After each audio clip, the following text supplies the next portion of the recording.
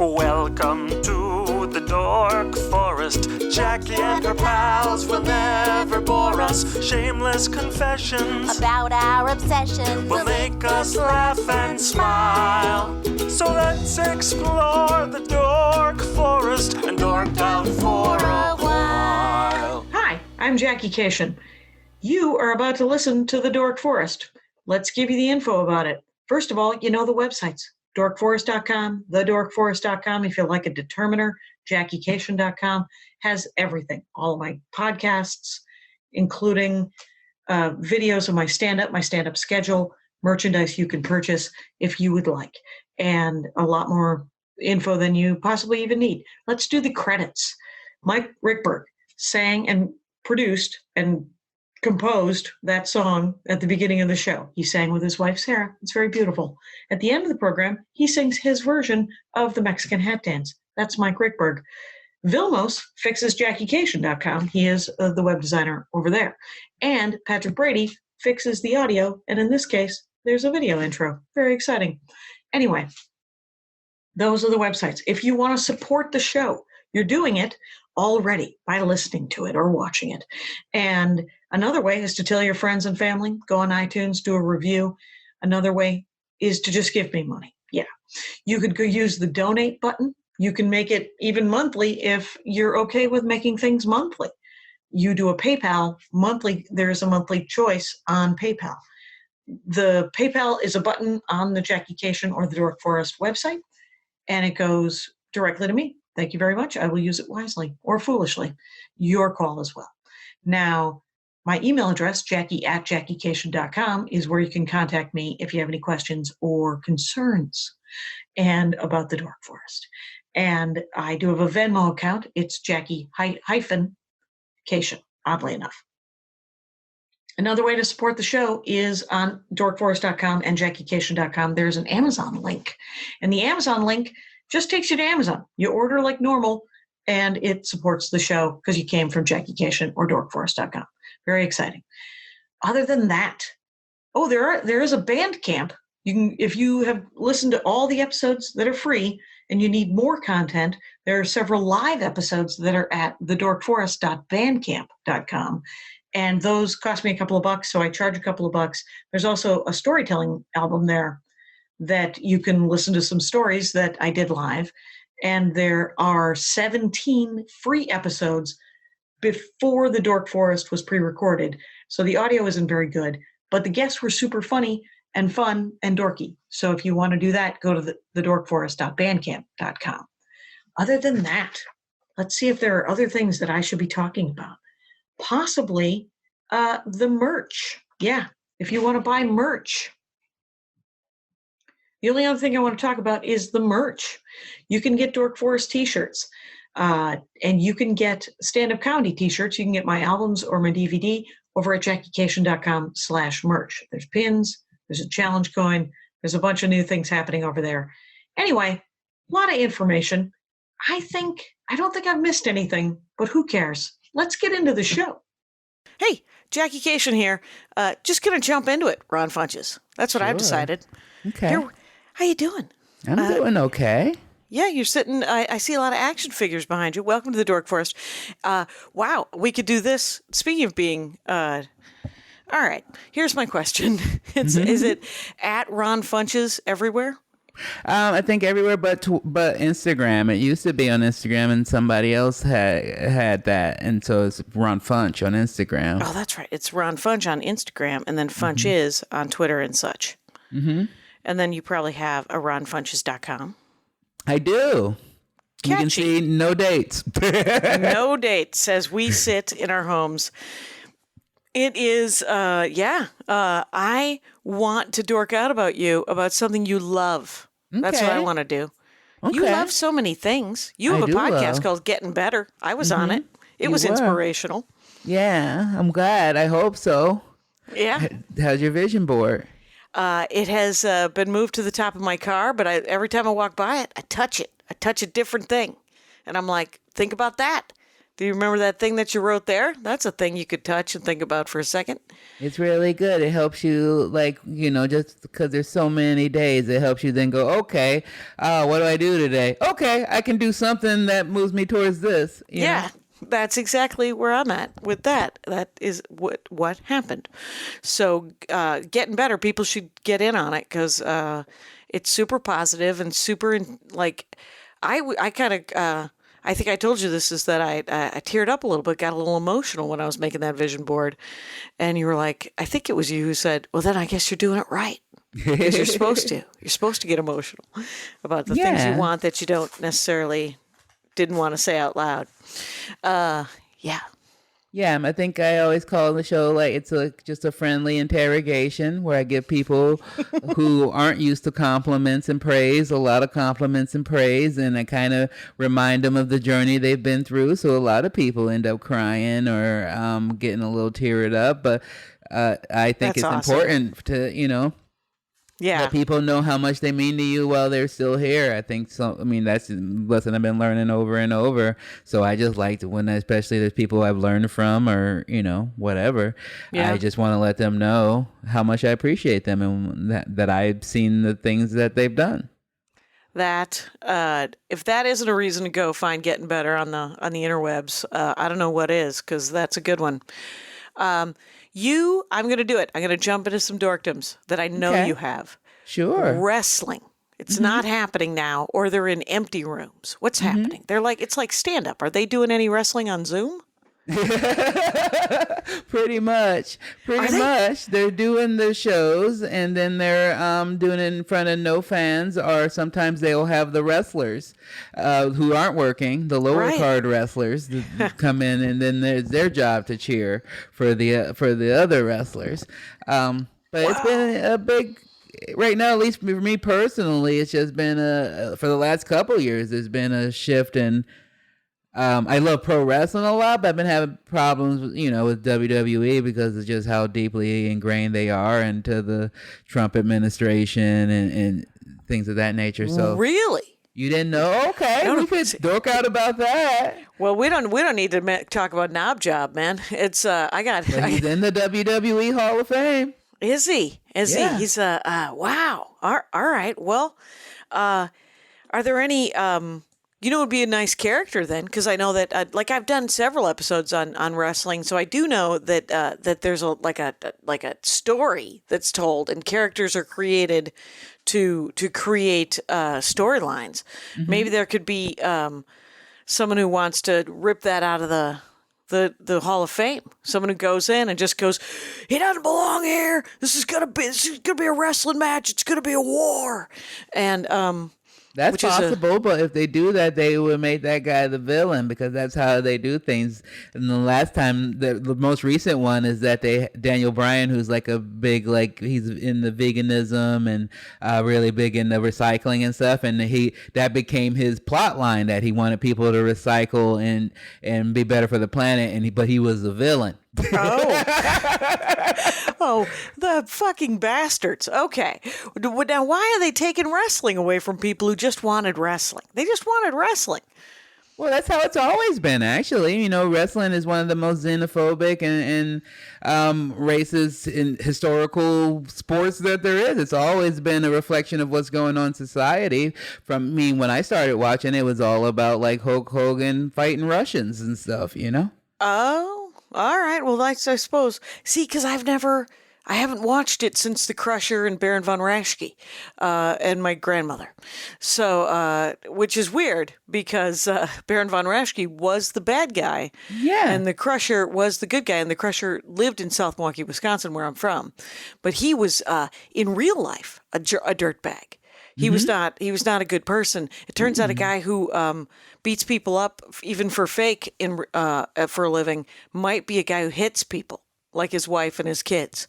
And but there's currently a statue of the Crusher that has just been erected in South Milwaukee, Wisconsin. I saw it the last time I was there. Yeah. Oh, really? that he's carrying a quarter barrel. Yeah. And when I was a kid, that was the big thing, the quarter barrel. And you just need a couple of beers. Anyway.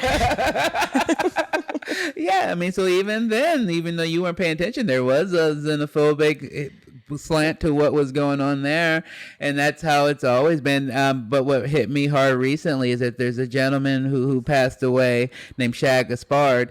He was a actor, a wrestler, and a great father, and basically he took his son out to swim in Malibu, and got swept up in the current.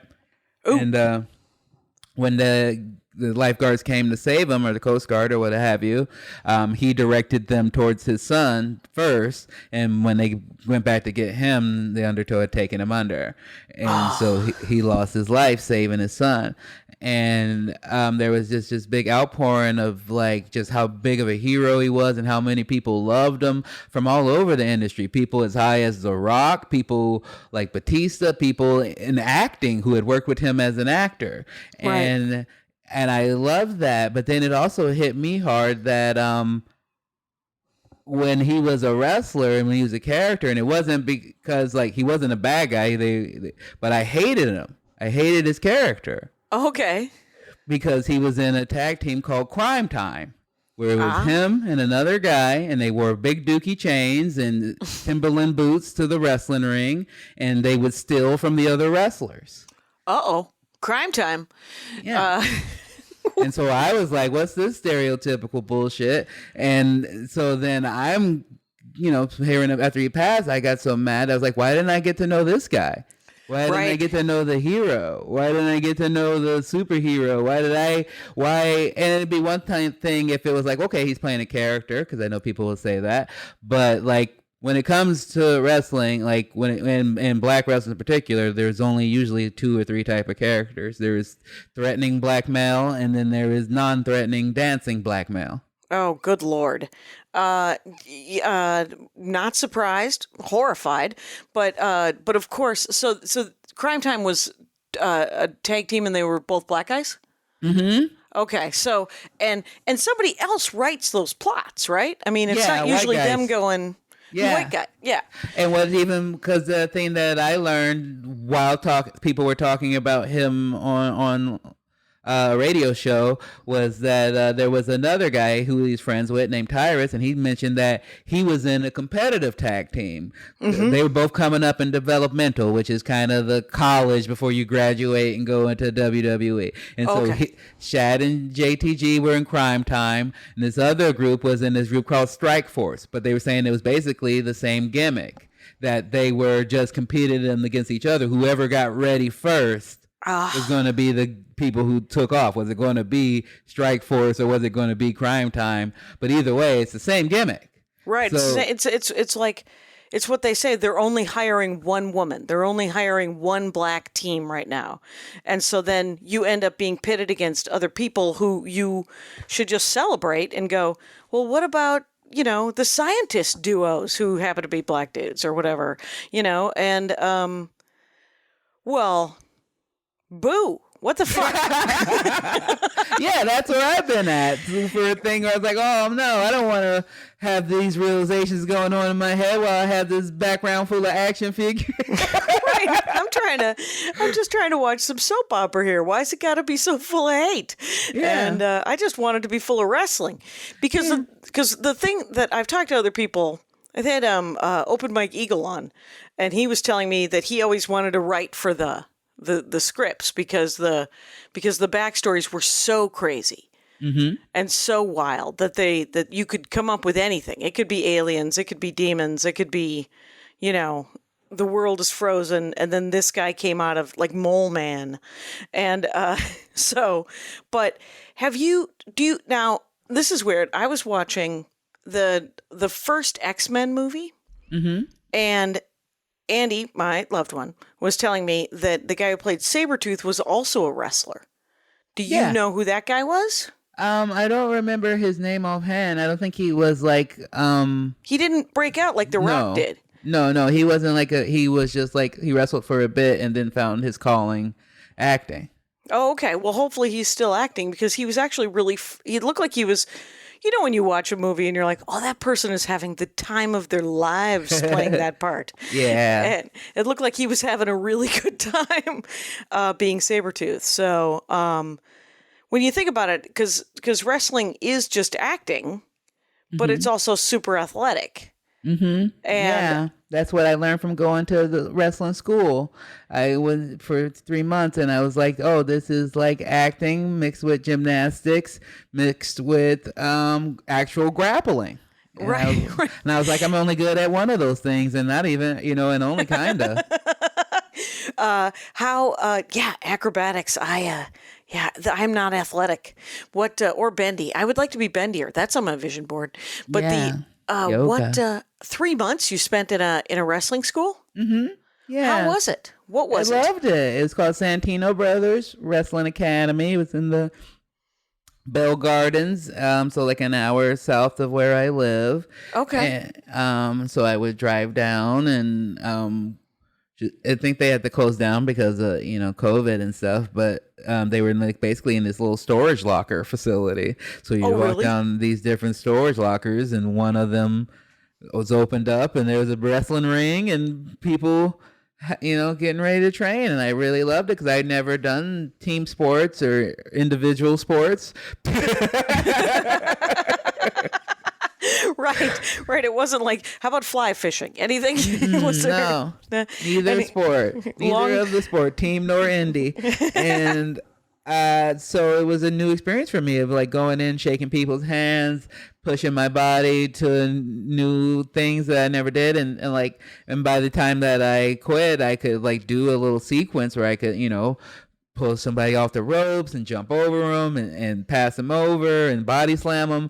And that was really fun to do. But then also I was trying to do comedy at the same time. And so I was like, I can't do both of these. Right. You can't. Yeah, sometimes you got to pick. But the cool thing is learning that new skill, right? So, Yeah. And I also learned that I was never going to be as good as a wrestler as I am a comedian. You could have been one of the managers, aren't they? The guys that just talk on camera. I'd love to. I still try to go and do stuff. I've done announcing for a couple places, some commentary. I commentated on a Jerry the King Lawler match, which was a big deal to me because he was in a big feud with Andy Kaufman, not because of him and his love of 12-year-old girls. Wait, who loved 12-year-old girls? Andy Kaufman? No, Jerry King Lawler. Oh, God. But it was in Memphis. It was Memphis during the, in Memphis during the 70s. You guys, things were happening. He should have turned over to soup. I just watched a documentary about Thailand. They mentioned nothing about the children, and but a lot about soup. And I was like, good. Let's talk more about the soup, and let's get kids into great soup. over there. They got real nice soup. They're doing excellent work with soup that they're broth. doing. Yeah, they're doing good work with coconut broth. milk based stuff. Right. That guy had because Kaufman was into wrestling. Yeah. He was such a weirdo. I don't know. I really liked him on Taxi. How about you? Anyway, so I liked him in Taxi, and I liked him in wrestling. He was really good in wrestling. His bits were weird, and now definitely not PC by any means, because it was a lot of him riding on top of larger women. That was his thing, is that he was the intergender wrestling champion of the world, and he only would fight women. No. Yeah. What? I swear to God, if I would have met Andy Kaufman, I'm like, oh, this guy, I gotta. You gotta look just YouTube Andy Kaufman wrestling and watch some of these videos of him wrestling around with like big women having the time of his life. Well, I mean, and they knew going in. They're like, I guess I'm going to be grappled and groped by dum-dum Andy Kaufman, and I guess I'll get my $75 and then I'll go pay my rent. Did any of them become famous? A couple of them were. I think he did a match with Bertha Faye, who's a pretty well-known female wrestler, but also she's. I mean, again, that's the thing. The more I talk about people I like, the more angry I get at wrestling because she was a great wrestler, but she was like 220 pounds, a big woman, and when they'd wrestle, they didn't want her to do big power moves. They didn't want her to body slam people because they didn't want it to be like that she could do moves that the men could do. And so they took away all her stuff, and then they just kind of would put her in like mud wrestling matches and stuff like that. Tiny, to have her boobs come out. Making fun of her, yeah, and making fun of how big she was. Right. And she was a really good wrestler. And so, Right, because and her name was Bertha what? Bertha Faye. Bertha Faye. That was her wrestling name. I mean, I don't think that was. Hopefully, nobody is naming their child Bertha Faye.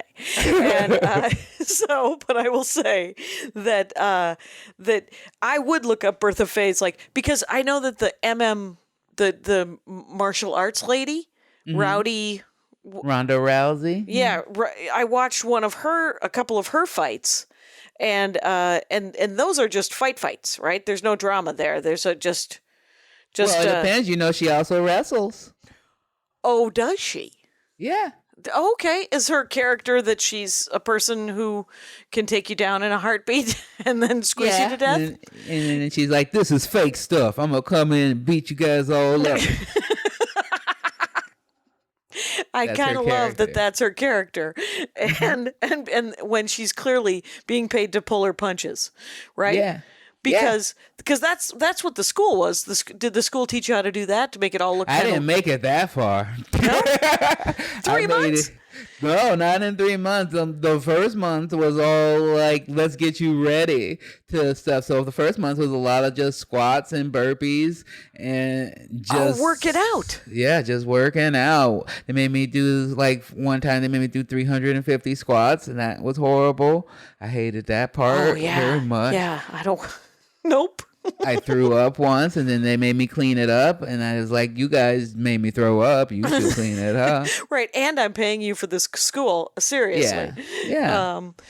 So the first month was mostly just trying to get you into a shape that could do some of this stuff. Yeah, getting you in. So it would be a lot of like I said, the push-ups, burpees, squats, and then sit-ups, and then a lot of it then would be stretching your neck out and doing bridges on your neck. Just a lot of things to strengthen your neck, because that's what a lot of wrestling is, neck-based. Oh, there's a lot. Wrestling is neck-based? I found the name of this episode. Why is it neck-based? Because you got to bridge up a lot. You got doing a lot of slams. You got to tuck your chin a lot to make sure you don't bang your head against the mat. And so if you don't have a strong neck, when you hit, you'll automatically whiplash and hit your head against the mat. Okay, because I could see them teaching people how to fall and how to roll and all that kind of stuff. And so I suppose the neck, I don't know. Neck stretches sound glorious, by the way. I have neck issues, so I like the idea of just doing some neck exercises. They're not that great. It's a lot of getting down on all fours and then getting up on your head and then moving your arms away so your head is just supporting your body. Oh my God, like sort of a plank, but just with your head? Yeah. And then doing that backwards. So you're bridging up backwards and then you sit on the crown of your head. Okay. All right. Wow. So yeah. Wow. So you essentially, I mean, I don't know if I would have lasted a month if it was just serious, intense kind of boot campy kind of stuff. Yeah, I was pretty determined because my friend had died. So I was like, let's live. Okay. Let's do stuff. Fair enough, man. I'm so sorry, but had gone off my weight loss and stuff, and I was like, I don't know what my body's capable of. I don't know what I can do. So I was pretty determined. I was 3 months determined. So 3 months. 3 months determined is. Did you learn anything fun? What were the fun things? Did you get to learn how to? You said you learned how to sort of pass people off. Yeah, I gotta learn how. I mean, I just know how to hit the ropes a bit, and that was fun. And it actually came in handy because I ended up doing a guest role on the show called AP Bio, and where I'd played a character once before was a janitor, and they came up with this plot line that I'm this janitor that people always are taking advantage of, and nobody gives me any, respect at the school. And in my downtime, I'm a amateur indie pro wrestler who's Yes. like the king of this thing, and so they asked me to come in and do some wrestling training, and then I came in and I already knew the trainer. I was already hitting the ropes, and they were like, "Oh, okay." Booked that. That's awesome. That's super cool. It's did you you said you also got to learn how to do some grappling. Yeah, just a little bit. Just grab, just how to lock up with people without hurting people and pulling on their neck. Yeah. But mostly I just, met some fun friends and people who are still, learning to wrestle. A lot of them quit, but then a couple, and then just my trainers, like, are actual wrestlers who still wrestling and getting more and more famous every day, so I'm happy for them. And one of my trainers was in extra in AP Bio, so that was a good moment for us. Yep, you had a moment together where you were both doing your thing, and because that is cool. Because I remember I took some acting classes, and I never liked the acting classes that were once a week for 3 hours, but for 3 months, I took an acting class that was 5 days a week. And it was from 9 a.m. to 1 p.m. every day, 5 days a week. And I ended up really getting to know those people. And just sort of, it's just a better, it's quantity time, right? Once you spend a lot of time with somebody, you know who your work friends are, and you know who you might actually one day be friends with. Yeah, So, it's usually one person. Exactly. Out of a dozen, if you're lucky. Yeah. Yeah. There were a couple of people that I thought, if we hung out enough, I bet you I'd be friends with that one. But they were all a lot younger than I was. I tried to take improv too. And some of the improv games I was so bad at because because I was so much older, and there were like sort of weird references that I wouldn't have gotten even if I was 22 or 24 years old, because I didn't get them when I was.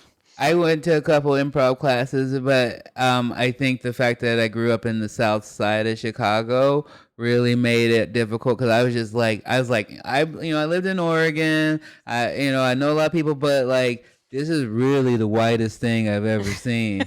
Like, not the actual improv, but the exercises are like the whitest thing you've ever seen in life. Right. It feels like an arbitrary way to try to get in touch with something that if you were, I don't know, poor or oppressed at all, even if you were just beat by your crazy white parents, you would have some sense of self that you're like, why am I saying one word back I'm trying to find anger? Yeah. I got it. I don't need to zip zap zomp this. One of the most chilling things, I was in the mid 90s, whatever. I had a job at a t-shirt shop in Minneapolis, and one of my coworkers was this incredibly cool woman. She was Lakota, and none of us were ever in charge of the music, because this one guy was always in charge of the music, and he was sick or something. So I put in a 1989, like I owned like 3 or 4 hip hop albums, right? I was into, I got into KRS-One, which led me into Big Daddy Kane, which led me into Eric B. and Rakim. Like, I would just, whatever he mentioned, I would buy their stuff. And then, so I was listening, I think it was either Public Enemy or KRS-One, and Cynthia came over to me and she was like, "Why do you listen to this?" And I said, "I don't know, sometimes I just like to get mad." And she goes, "You need music to get mad? I gotta go." She was one of the most terrifyingly angry but hilarious women that I've ever met in my life. That's great music to listen to, though. That's great. It was nice. And Jimmy Hat's funny. I don't know if you are familiar. with Oh, Jimmy. with the word Jimmy Hat? No, the song Jimmy Hat, the Garra's one song the about. song about condoms? Yes, it's just a song about condoms. It was it's a very silly, fun, and it spells out the word Jimmy Hat. That's good times. There's That's what I miss about rappers a lot of time when it was silly and they could have songs just about food, like the Fat Boys. That's what their whole thing was. Like, hey, we're just fat guys and we love eating. And every one of our songs is going to be about food. We're going out. We're going out for lunch, you guys. It's going to be great. Yeah. So- I still play All You Can Eat anytime I can. Oh, really? All You Can Eat? I will look that up by the Fat Boys. Because who doesn't want a nice fun song about food? I do. So do you end up having action figures for wrestling people? I'm just going with the wrestling theme until you decide. Yeah?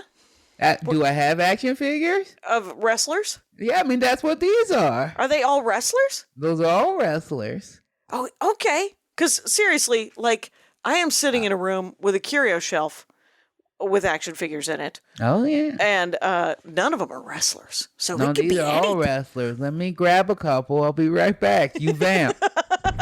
I'll vamp. Allow me to vamp. So what happened when I turned the thing around? You got to see that I have like one of those lighting rangers. Yeah.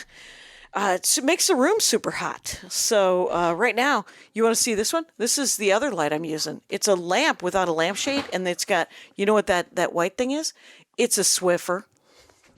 Yeah, just a Swiffer and a wire hanger. That's right, wire hangers.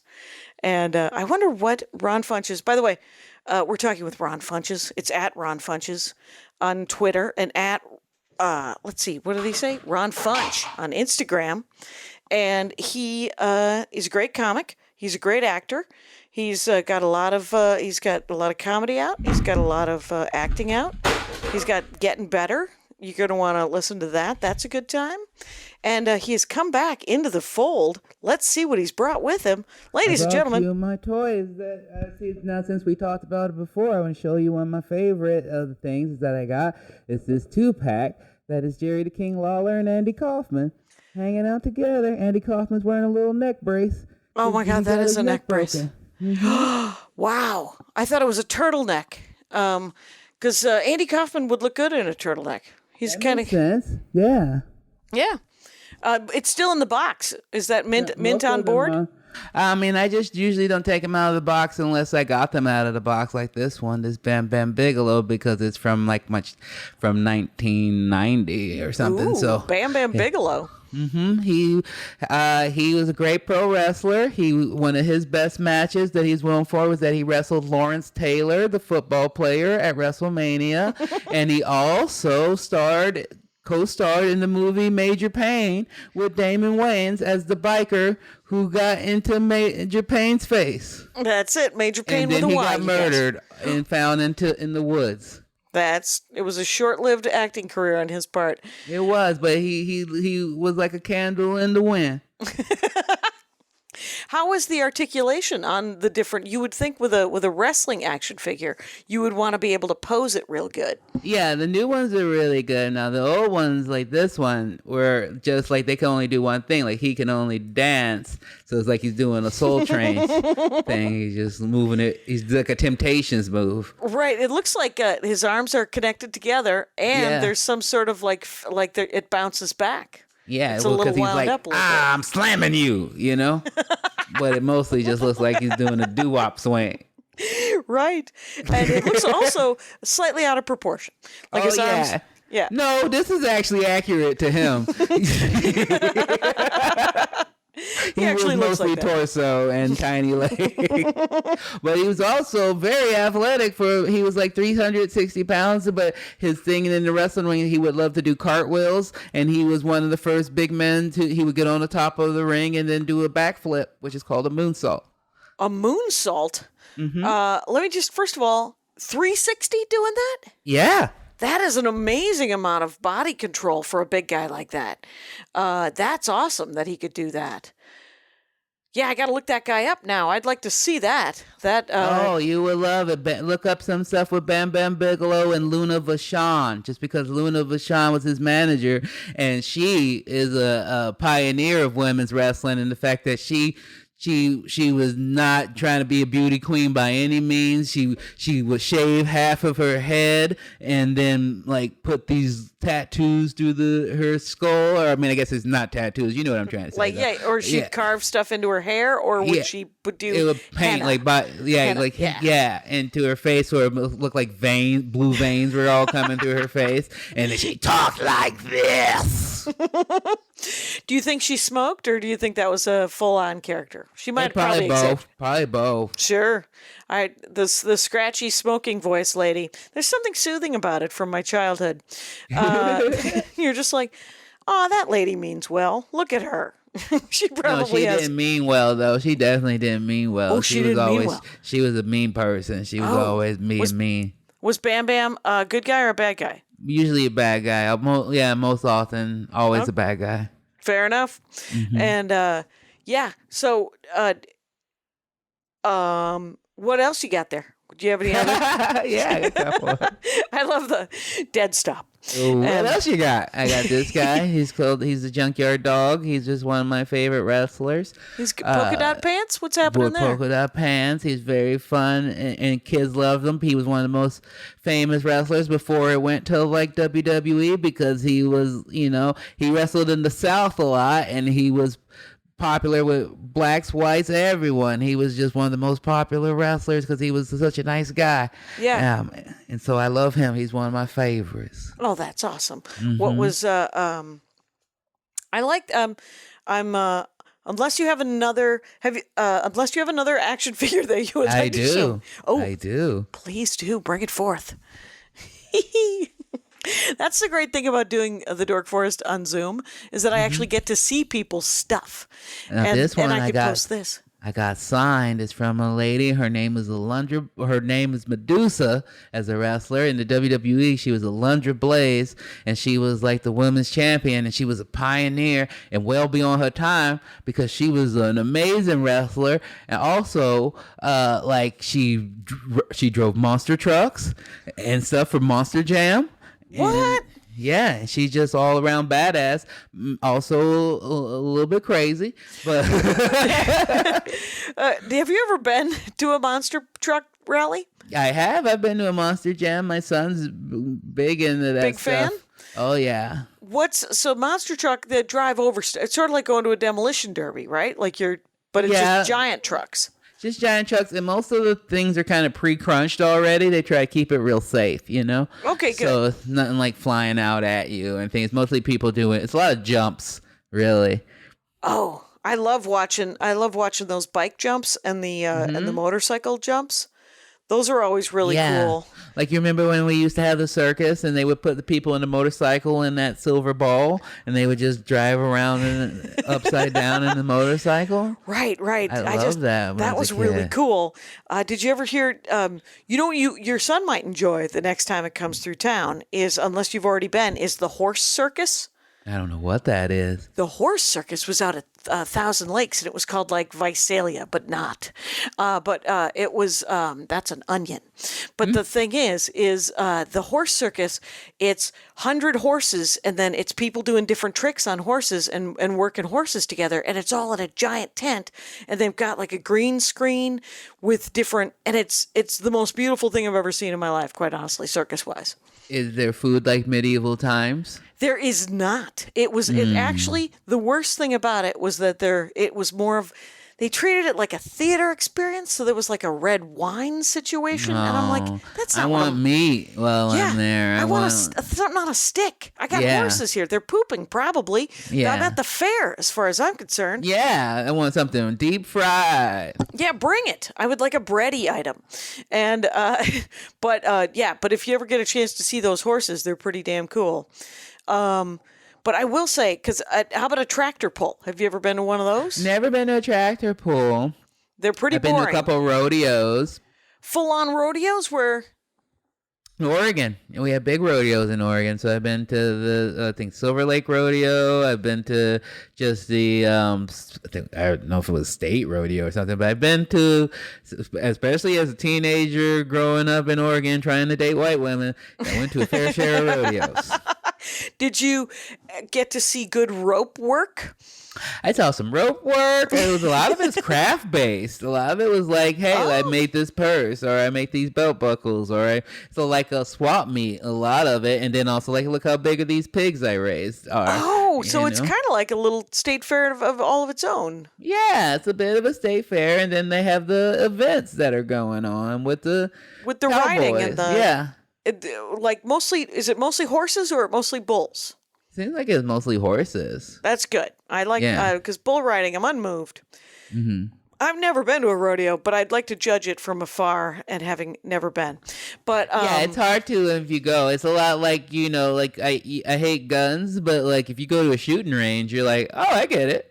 I get it. I totally get it. It's fun. It's powerful when I'm horny now. This is this. One time, Andy, for my birthday, I was like, I kind of want a cowboy birthday.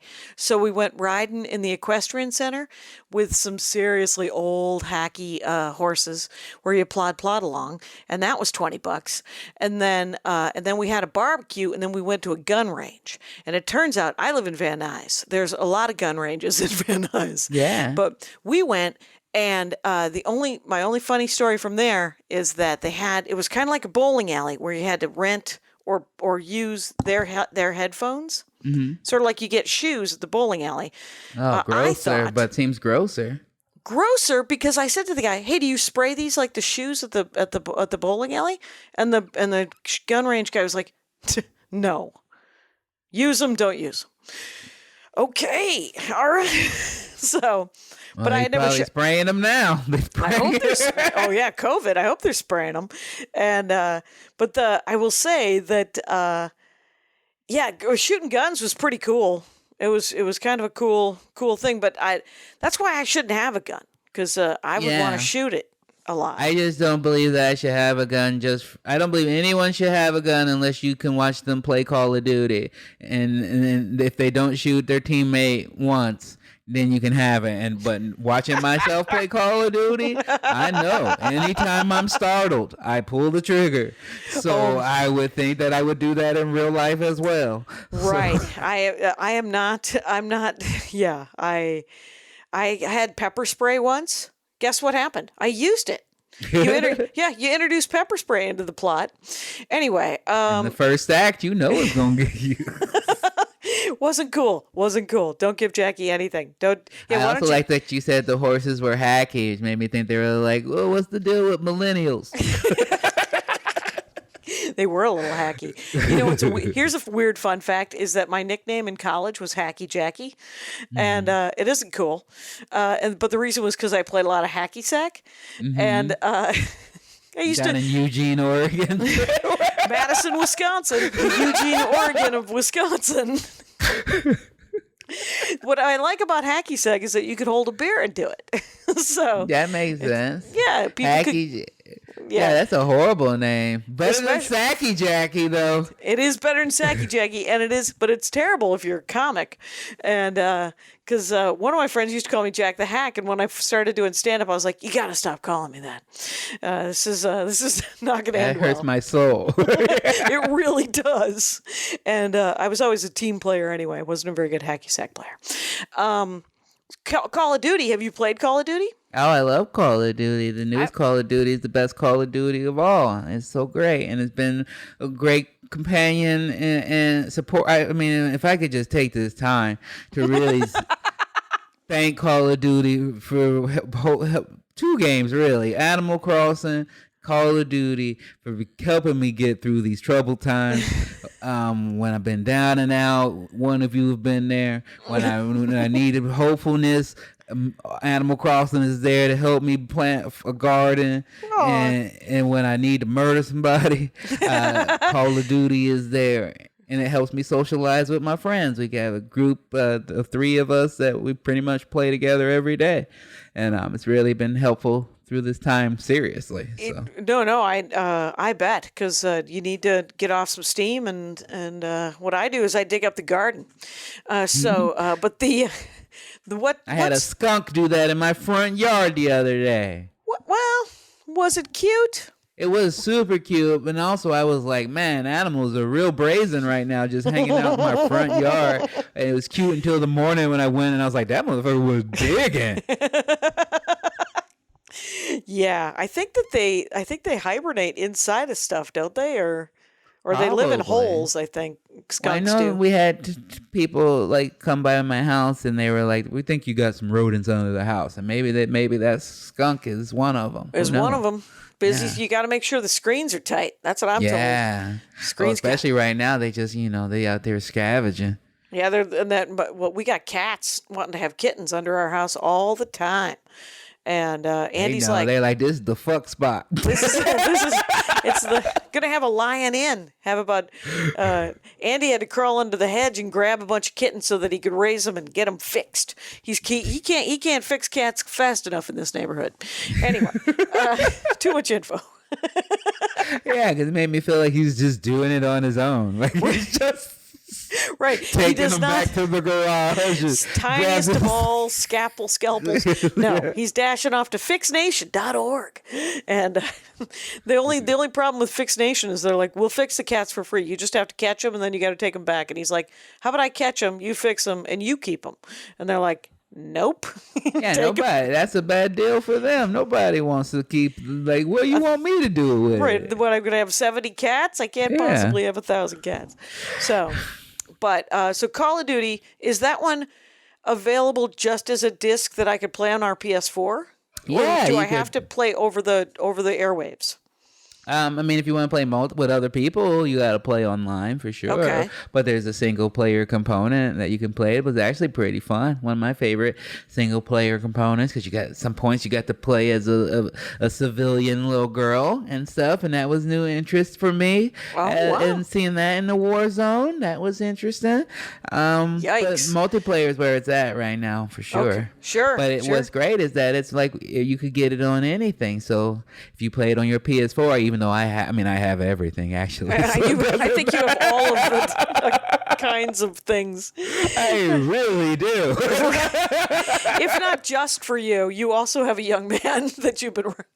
Your son, who has probably been into video games the whole time, or when did he? Yeah, it's the best because that he helps back me up. That's awesome. For purchase decisions, and then I help, and I'm right there with him. No, my son soon, like just probably.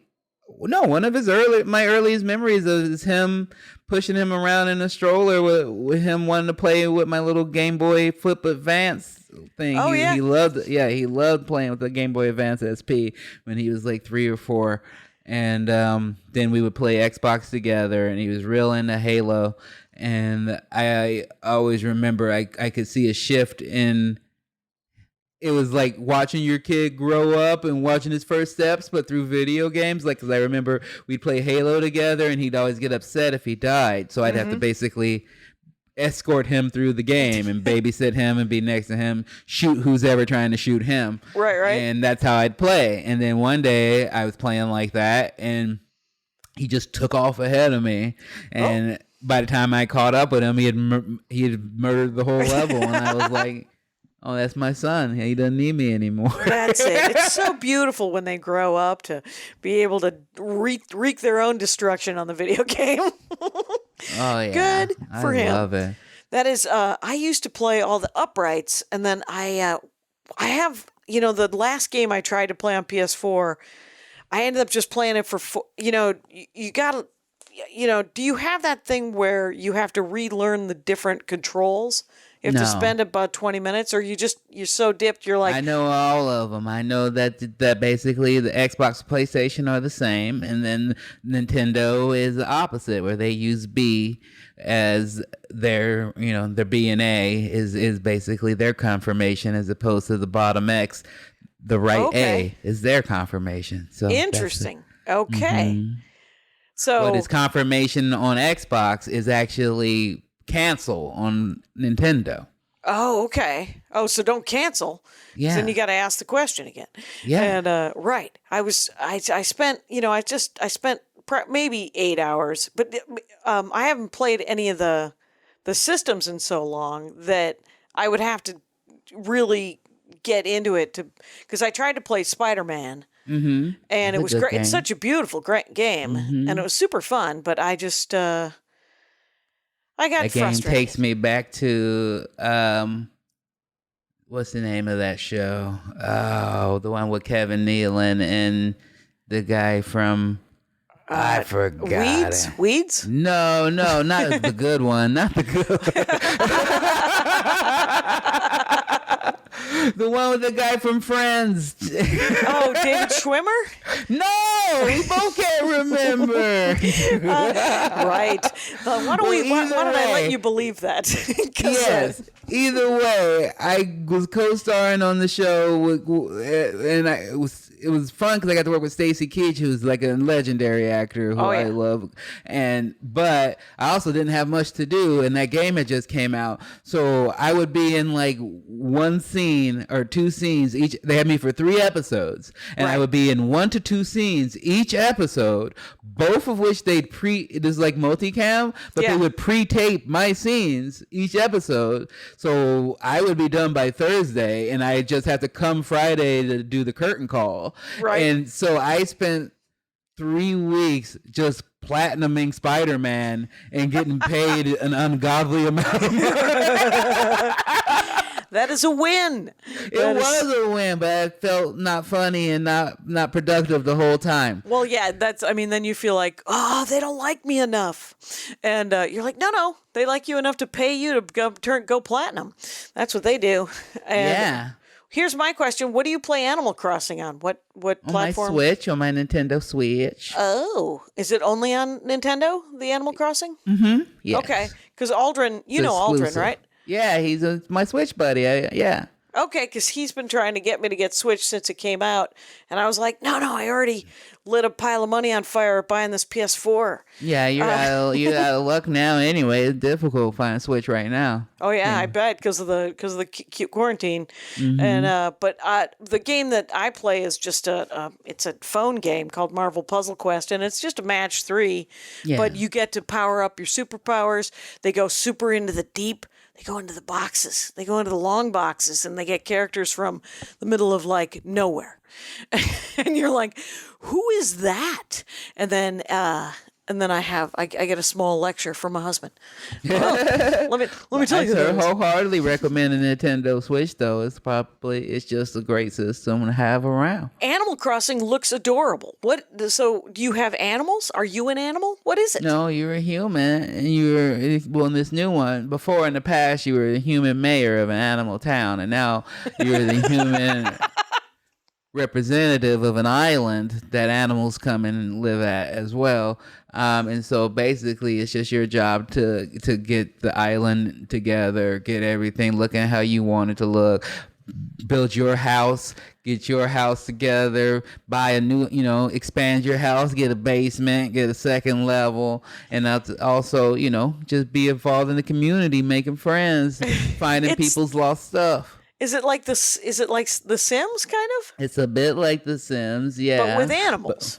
But with animals, and then just a daily component of like you can go visit your friends in their islands and see what they have. Like you start off with one type of fruit, and then you have to acquire the other fruits by visiting other people's islands. And also there's items that come to the store that are only there like per day. So it's like they want, you got to check in every day to see what's in the store. Can I buy myself a wrestling ring? Can I buy myself a crown to wear? Yes, you can. I've got both. I'm walking around in a crown and a robe, and I lay in my wrestling ring. That is outstanding. Yeah. I have to say that. I like the idea of going to your other friends' farms or whatever, and sort of getting a cutting so that you can now have a different fruit. Is that what essentially you're doing? You're kind of okay. They give you their fruit, and you plant it back at your place, so then you can get all your fruits. And there's also, I mean, it's much deeper than that. There's a whole stock market economy that's involved. You could buy turnips on a Sunday. You can only get turnips on Sunday between 9 and noon. But you cannot sell them on Sunday. You got to wait through the week, and you find out the prices. The prices fluctuate. So you're trying to buy low, sell high, you know? And is it only turnips? Someone made some crack about turnips in Animal Crossing, and I was like, what on earth could that mean? You don't even know what they're talking about. I had no idea what they were talking about, but now I have a little bit of an idea. Is it only turnips? Or there's lots of, there's turnips is what the stock market is about, but there's lots of way to make money. You can make money selling fruit. You can just dig up money. You can make money going fishing and sell the fish. You can you can capture insects and sell that. You can dig up fossils and you can donate them to the museum or sell them for cash. Right, and then you go to the store, get yourself a crown, and so. But I'm sure. See, here's this thing, is that I've been playing video games, and they've been mostly like these free iPad, iPhone games for the last 20 years, right? Mm-hmm. With the advent of that. And I have spent dime none. I've done no in-game purchasing for the last 15 years because I was told the algorithm changed if you did in-game purchasing, and then I wanted something, Ron. And then I wanted something. And so I bought some stuff. And that is Marvel Puzzle Quest. I have spent probably hundreds of dollars in the last 4 years on this game. And it's the first time I've spent real money on a video game. And I wasn't judgmental. I always thought that, because I wanted to be supportive, but I didn't want to change the algorithm. And then I said, fuck it. I'd let the algorithm fall where it may. I need these covers. Because the good thing about Marvel Puzzle Quest is the way you level up is you get a comic book cover, and they use real comic book covers, and they credit the real artist. Oh, that's fun. And it's super, it's supportive, and then you get to see all these old comic book covers through time. It's kind of neat. Would you frame this as a question? I did. Exactly. Where's the question in that? What I like to do, I like to have people on the Dork Forest and then talk about my dorkdoms. What I want to know is, So I guess my question is do you level up your animals, or do you level up the space where the animals are hanging out? You level up your island. You can get you get a 3-star. If you get a 3-star on the island, then a gentleman, a famous musician who's a dog by the name of KK Slider, will visit your town and have a concert. And then also you can go for a 5-star island by just getting more things. Gating things off and building gardens and building little fountains and things like that. You just continue to try to make your island better if you want to. I got my 3-star island and I was like, this is good enough for me. I paid off my mortgage. I got money in the bank. I don't owe nobody. I'm debt free. I'm not going to bust my ass trying to get 5 stars. I'm going to lay with my crown and I'm going to check in every now and again.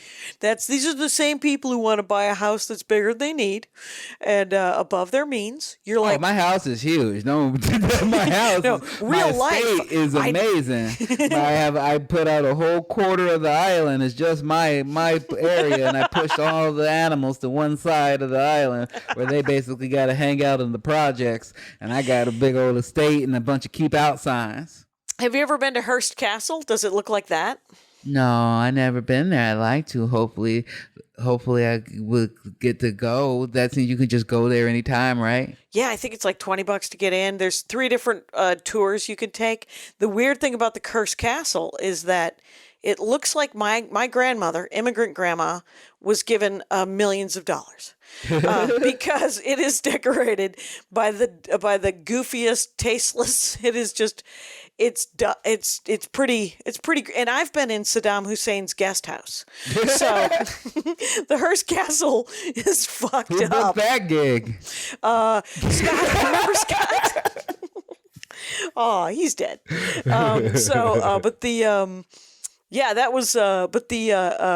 Hearst Castle is full of like these, the one thing I remember is that it had pews, that he was in a tiny town in Spain and there was like a 1,000-year-old or a 1,000-year-old church, and he was like, "Hey, can I buy a couple of these pews?" That's what Hearst said to the town, and the town's like, "That's our church. It's been there for 1,000 years." And he's like, "Yeah, those are real nice. Can I get a couple of them?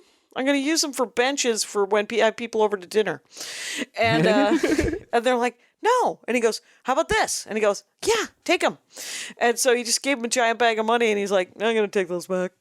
And so when we went into his dining hall, and it looks like one of those old Viking dining halls, right? Like a Valhalla kind of, and it has these weird old scuffed up 1,000-year-old pews. That's how I picture your side of the island. No, I mean, kind of.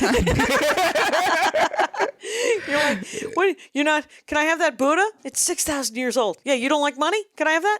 I got money trees in my estate. There's just trees that have money really? bags hanging off of them, and I don't even grab the money off of them because we borrowing.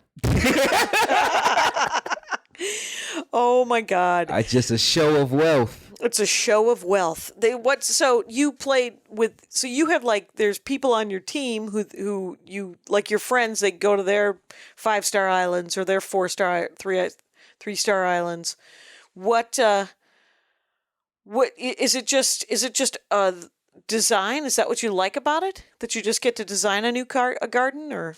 I mean, I'm thinking this time, it's just like the ability to start and complete a task feels fun. So you're like, hey, I just want to make this garden, and you start and you finish, and you're like, oh, that felt good. Yeah. Or I need to weed these places so that I don't have a bunch of weeds everywhere, and that feels good. Or just, hard in real life to pay your mortgage in real life. And I don't know when I'm going to pay mine off. So it feels good to go in 2 days and through fishing and money trees. I'm paying my stuff off. It makes you feel good. So, well, you know what Olaf called that in Frozen 2? He said, controlling what we can when we don't feel like we're in control. Olaf is full of wisdom in Frozen 2. It's one of my favorite movies right now, Frozen 2. I know. You told that every time we talk, you mention that. It too will I pass. like it, but but they ruined the Coco by putting that short at the beginning, and so I got beef with them. Oh, what was the? Oh, They was put there a frozen short at the beginning of the Coco, and everybody was like, "Let's just get Coco started. Why is this 20-minute frozen short playing in front of Coco? That's not even funny or enjoyable." It was not enjoyable. I have this to say about because I've seen there was a Lego Frozen short that was terrible, and there was the first Frozen movie is okay, though of course you're just like, who parents their children by saying we're going to lock you in that room because you have special powers? That's a terrible. That's not what the troll said. Please reconsider your parenting methods. Professor X does that. Yeah, Professor X is just like, what are you doing? You got special powers. Come stay with me, and you stay in this room. Exactly. We're going to teach you how to control them so that you don't kill us all. And you're like, yeah, but do I get to use them because they're cool? No. Yeah, that's wild. It's I don't know. So those are your two favorite. What kind of character do you get to make in Call of Duty? We're almost done here, by the way. Just wanted to. I can tell by how you're fishing for stuff. Type of character you make. You don't make a character in Call of Duty. You know what? I thought you got to be a little girl. You don't get to pick her outfit. You just pick different people that they preset, and then it's all about the weapons in Call of Duty. That's what you upgrade and level up, are the weapons. And are you handed a stick initially, or do you just get a basic gun? You get basic gun, but don't have scopes or infrareds or anything like that, and that's what you earn through playing and killing. Or you get little watches, and that's fun. People love the watches because you get this virtual watch that your person wears, but it tells the real time. But then some of them are also like Tamagotchis that get born off of how many people you kill and stuff. So that's real fun. Yeah, it's real cute. Soul watch. Mm-hmm. So it's got the souls of all the people you've murdered. What? How's the depth perception on that one? The only sniper game I ever played kind of gave me vertigo. Yeah, I love your gaming questions. What's the depth perception like? You want to go back and listen to me talk to Murray Valeriano about surfing? Where did you park? I said to him. I haven't had an issue depth perception. You haven't had that problem? You must have better eyesight than me.